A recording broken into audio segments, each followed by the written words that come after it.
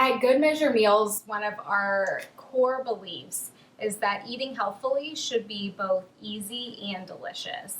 So today, I'm going to demonstrate how to make our Purple Power Smoothie. It's a great way to pack in veggies.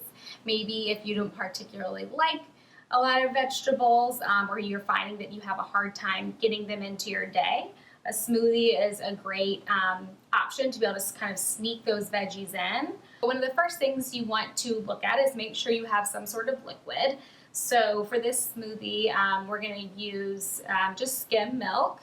If you are dairy-free, you could look at a plant-based alternative like almond milk or soy milk. You want to get a good variety of fruits and veggies. So I typically always like to include some sort of leafy green. So today we're doing frozen spinach.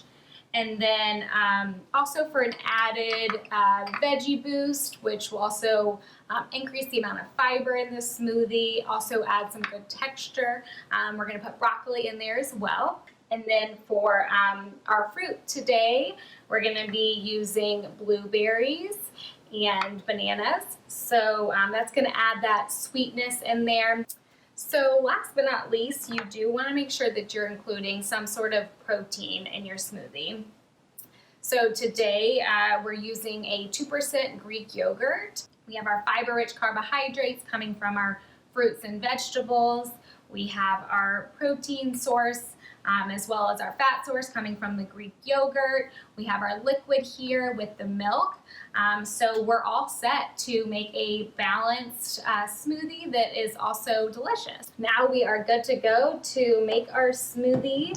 I usually go ahead and put the liquid in first, and then go ahead and put your fruits and veggies in.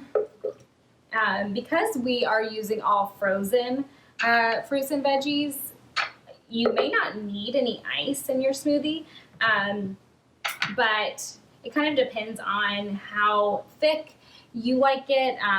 So I tend to like the texture a bit better by adding ice, so you can kind of experiment with what works for you.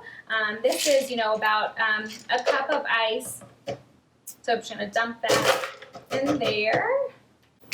And then last but not least, going to go ahead and add our Greek yogurt in here. Give that great creaminess. And we are almost there.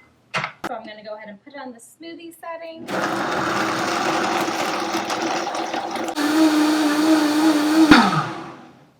All right, and then in just a few minutes, you will be ready to go with your Purple Power smoothie.